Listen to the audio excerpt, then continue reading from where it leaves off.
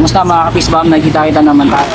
So ngayon, punta tayo ng Pasong Kamatsili dito sa Cavite along General Trias. Nandito tayo sa Governor Ferrer Drive. So ito yun.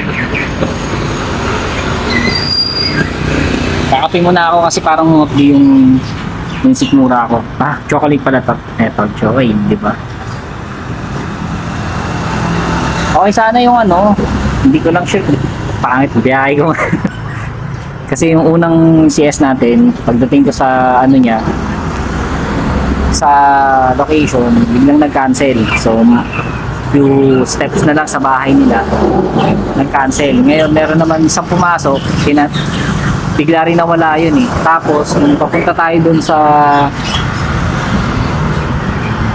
Panibago, kumuha tayo ng book, bigla naman siya pumasok ulit. Ewan ko anong nangyari. Kaso napaka baba. Alam ko naman may mga lalamove na nagre-reklamo doon, which is dito ka sa Gentre, pupunta ka ng San Pedro Laguna, lugi ka kasi 159 lang, diba? Talo ka na kagad sa gasolina.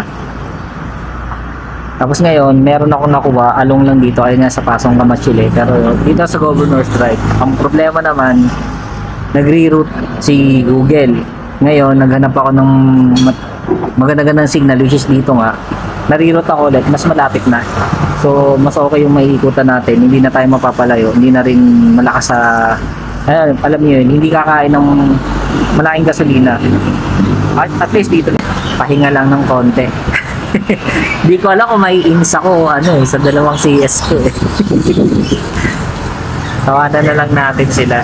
So ayun, sana taasan naman yung rates para sa sa mga lalamove rider, napakababa. Tapos medyo may kataasan yung kaltas.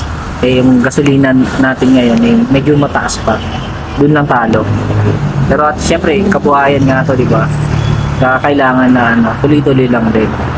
Huwag tayong takbo ng takbong palugi. Yung takbong kikita naman tayo, di ba? So ayun, ubusin ko lang tayo mamaya.